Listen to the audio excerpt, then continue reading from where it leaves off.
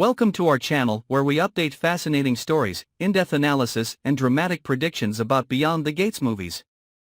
If you are a fan of psychological and family movies, with twists and surprises, then this is the ideal stop for you. Let's explore the secrets hidden behind the scenes, follow the developments of the characters and immerse yourself in the emotional drama world. When Eva received the DNA test results, everything around her collapsed in silence. A thin piece of paper, but carrying the terrible weight of the truth that had been buried for nearly 2 decades.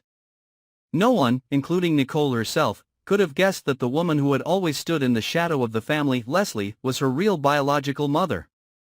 Eva could not understand why, for all these years, such a terrible secret had been covered up so perfectly.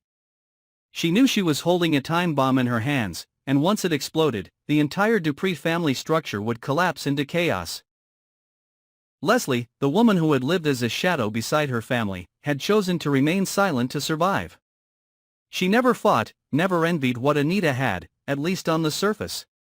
But deep down, Leslie always lived with a lingering wound, being deprived of her motherhood, forced to watch her daughter grow up under someone else's roof, calling another woman mother.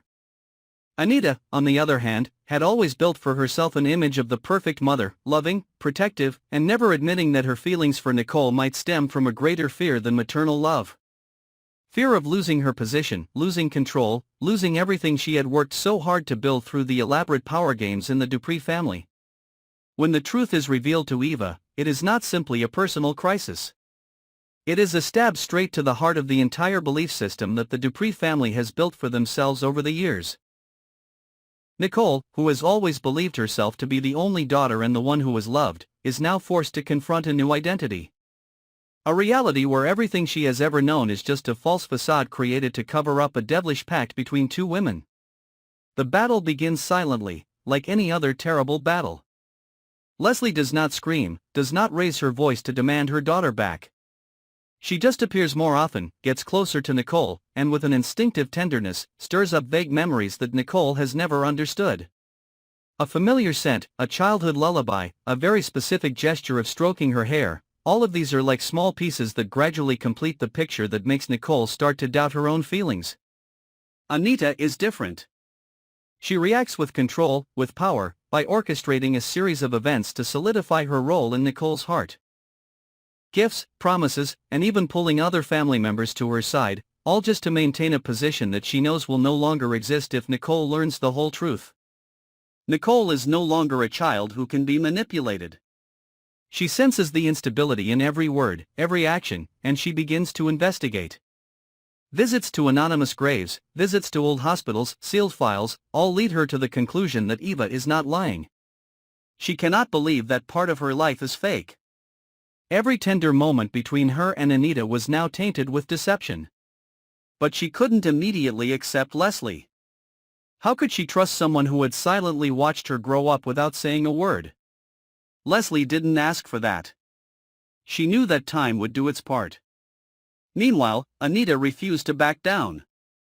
She hired a lawyer, asked for the test results to be re-examined, and even claimed that Nicole had been manipulated by Eva, her niece, who always made her uncomfortable with her independence and sharpness.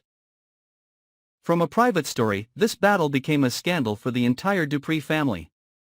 The press got involved, bloggers who specialized in exposing the secrets of famous families began to dig for information. Nicole was now not only torn between her two mothers, but also had to cope with pressure from the media, from friends, and from herself, an ego that was being broken every day. In the shadows, another force is watching this fight, Jordan, a man who had an ambiguous relationship with both Anita and Leslie. He knows the truth very well, and was even the only witness to a fateful night more than 20 years ago. The night when a newborn baby was swapped, the night when the two women reached an agreement in tears and despair. Jordan begins to reveal himself, not for justice, but because the price of silence has grown too high. Nicole spirals out of control. She begins to have panic attacks, recurring dreams of a fire, a baby crying, and a strange woman whispering her name. She hires a hypnotist to explore her buried memories.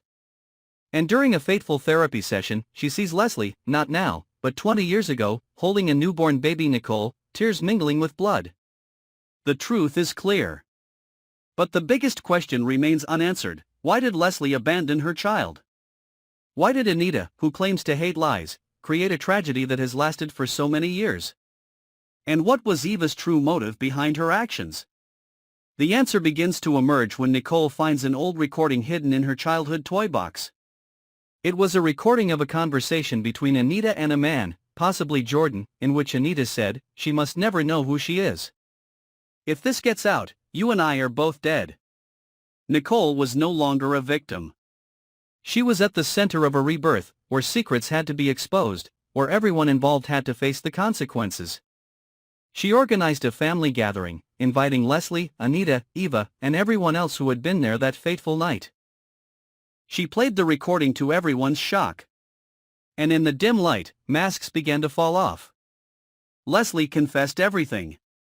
She didn't give up Nicole because she wanted to, but because Anita had threatened her, because at the time she was living illegally, without papers, without anyone to protect her. She was even locked up in a fake mental hospital to prevent her from having contact with her daughter. Anita did not deny it, but she did not admit her mistake either. For her, all she did was to protect her reputation, to protect the perfection of the Dupree name, even at the cost of an innocent life. As the night fell, Nicole knew that she could not forgive immediately.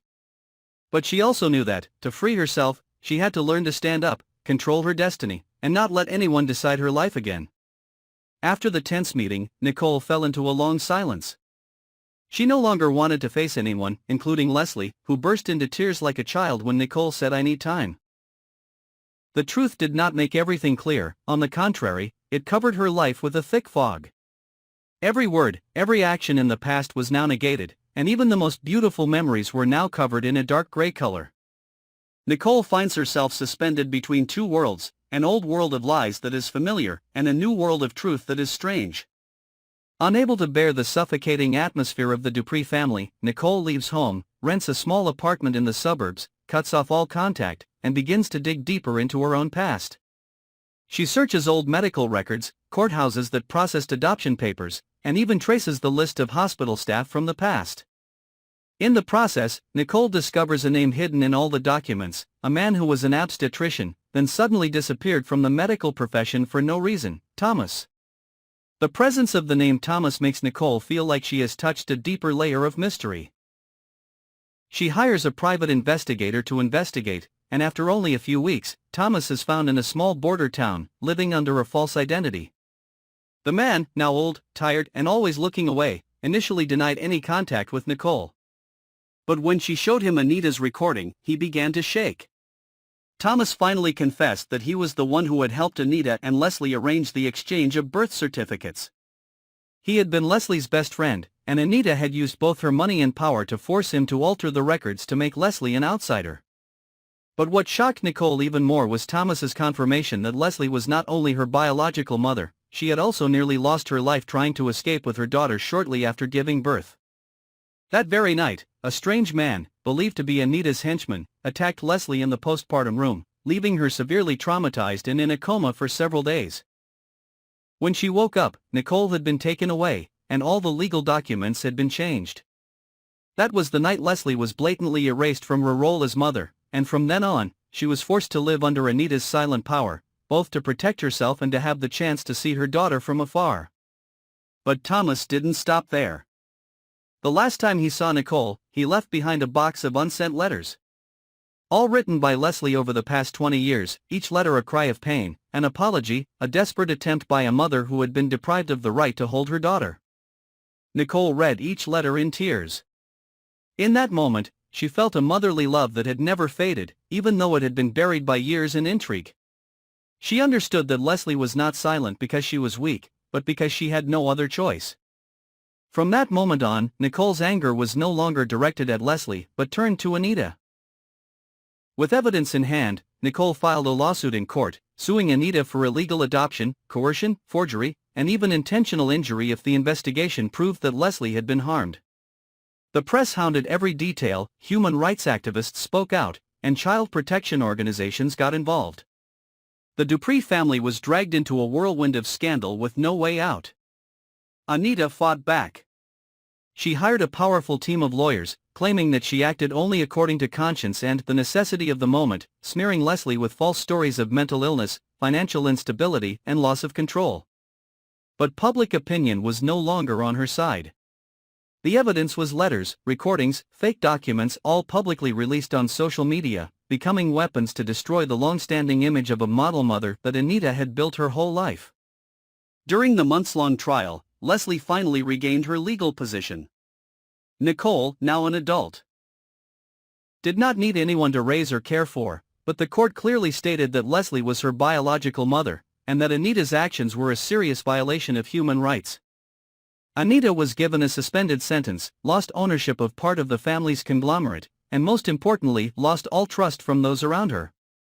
For Nicole, however, this victory was not the end. She felt empty. Years of loving one mother she had to learn to let go of, while also building a relationship with another mother, hers, but a stranger. She began to write a diary, recording her complex emotions, vague dreams and fragmented memories, hoping that through words she could find her lost self. Leslie was in no hurry. She did not demand immediate affection. Instead, she attended therapy sessions with Nicole, quietly listening, even accepting the harshest criticism. Motherly love does not come from blood, but from presence, and Leslie, after years of absence, was beginning a journey to reclaim herself in the eyes of the daughter who had grown up without her. One autumn afternoon, Nicole wrote in her diary, "My mother is not the one who gave birth to me, nor is she the one who raised me. My mother is the one who dares to walk with me through the truth, no matter how painful it is." And that was when, for the first time, she called Leslie Mom, not with words, but with a long, silent hug, where two hearts finally found a common beat. Thank you for following today's article. If you find the content interesting and want to update more thrilling stories, don't forget to subscribe to the channel and turn on notifications so you don't miss any videos or articles from us. Please share and comment below your thoughts on the story, so that we can together create a vibrant and connected film-loving community.